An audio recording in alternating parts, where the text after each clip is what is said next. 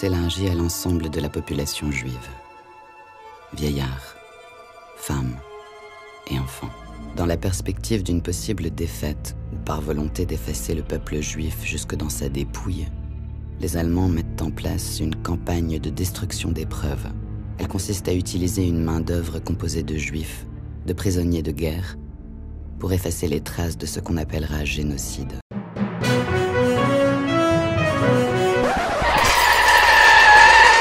Le 8 mai 2025, de nombreux pays ont fêté les 80 ans de la capitulation de l'Allemagne nazie, marquant la fin de la Seconde Guerre mondiale en Europe. Un peu plus tôt, on célébrait également les 80 ans de la libération de plusieurs camps d'extermination, notamment celui d'Auschwitz, libéré en janvier 1945. Ces faits sont extrêmement bien connus. On a toutes les preuves qu'ils se sont produits tels qu'on nous l'enseigne à l'école.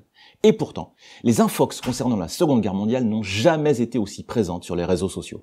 Mais comment ça se fait? Même un événement aussi documenté que ce conflit planétaire n'échappe pas aux manipulations, aux mensonges et aux théories tordues. Tout simplement parce que modifier le récit du passé permet de manipuler les gens aujourd'hui. D'où la volonté de certaines organisations de faire douter la population du sérieux ou de l'honnêteté des historiens. Et comment ils font alors? Semer le doute, c'est facile. Il suffit de répéter un mensonge de nombreuses fois. Certains finiront par le croire, parce qu'ils confirment leurs préjugés, ou qu'ils leur donnent l'impression de faire partie de ceux qui savent. C'est vrai de toutes les théories du complot d'ailleurs. Et l'infox la plus virulente aujourd'hui, c'est celle qui nie la réalité de la Shoah, l'extermination par les nazis de 6 millions de juifs européens. Certains affirment en effet que ce génocide n'a jamais eu lieu. Ce qui est non seulement faux, mais aussi profondément insultant pour les victimes et les survivants. Non mais c'est pas possible de nier la Shoah en 2025. Ah si! Il suffit de vouloir très fort que ça soit pas arrivé. Dès la fin de la guerre, d'anciens nazis, propagandistes ou sympathisants ont cherché à minimiser les crimes du régime. Mais ces discours restaient marginaux, car les preuves, témoignages, archives des camps, photos, aveux des responsables lors des procès de Nuremberg étaient accablantes.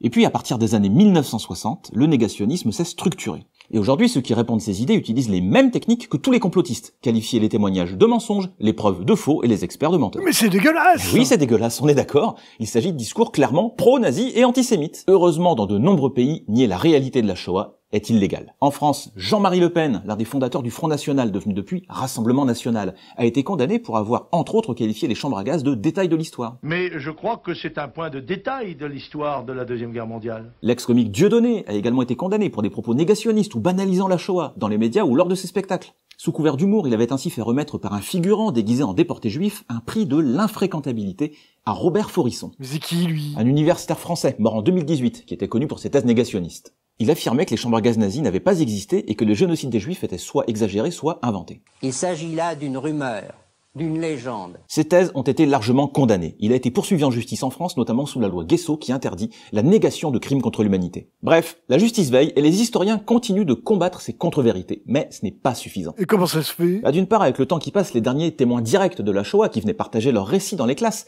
s'éteignent rapidement. Et puis, le contexte international avec le conflit israélo-palestinien fait monter l'antisémitisme et donc le négationnisme partout dans le monde. Comme si des faits qui se produisent aujourd'hui pouvaient justifier de réécrire l'histoire. Fait impensable, il y a quelques décennies, certaines personnalités n'hésitent plus à afficher une certaine sympathie pour le nazisme. Mais non! Hélas, si, j'en veux pour preuve le dernier morceau du rappeur américain Ye, alias Kanye West, sobrement intitulé Heil Hitler. La chanson, sortie le 8 mai dernier, jour anniversaire de la capitulation de l'Allemagne nazie, a été vue des millions de fois sur X, où elle est autorisée. Contrairement à YouTube, Reddit, Spotify et Apple Music. Kanye West, connu pour ses propos antisémites et pro-nazis, y célèbre Adolf Hitler en toute décontraction. Aux États-Unis, la liberté d'expression est totale, à l'exception d'appels explicites à la violence. Il ne risque donc pas d'être inquiété par la justice. Mais lui, c'est quand même un cas particulier, non? Oui, malheureusement, il y a plein d'exemples de personnes saines d'esprit et a priori intelligentes qui mettent en doute le récit officiel sur la Seconde Guerre mondiale. Comme pour la conquête spatiale ou des vaccins d'ailleurs. En partie parce qu'on nous a appris que douter, c'était bien. Sauf que douter pour avaler de la propagande néo-nazie, bof quoi. Mais surtout parce que ça vient valider chez ces gens des préjugés, du ressentiment ou de la haine pure et simple. Quand on est habité par ces émotions négatives, facile de tomber dans les théories du complot antisémite. La Shoah serait un canular, les juifs contrôleraient le système, l'économie, la politique, les médias, etc. Mais alors à quoi peut-on faire confiance? Au travail collectif des historiens, qui se basent sur des preuves vérifiables, comme dans toutes les sciences, et pas sur des hypothèses pétées ou des idéologies. Or, dans le cas qui nous intéresse, les spécialistes sont unanimes, la Shoah a bien eu lieu. Entre 1941 et 1945, l'Allemagne nazie a orchestré l'extermination de 6 millions de juifs, hommes, femmes, enfants, dans le cadre de la solution finale. Pour cela, elle a organisé des déportations massives, utilisé des chambres à gaz dans les camps d'extermination, des fusillades de masse et des travaux forcés. Outre les juifs, des centaines de milliers de Roms, handicapés, homosexuels et opposants politiques ont aussi été victimes de la barbarie nazie. Tous ces faits sont corroborés par des enquêtes historiques rigoureuses. Les mettre en doute, ce n'est pas faire preuve d'esprit critique, c'est juste tomber dans le piège de la haine. Voilà, c'est la fin de cette vidéo, merci de l'avoir regardée jusqu'au bout, n'hésitez pas à la commenter et à la partager le plus possible, c'est important, parce que la Seconde Guerre mondiale, ce n'est pas seulement une leçon d'histoire, c'est aussi une leçon de vigilance.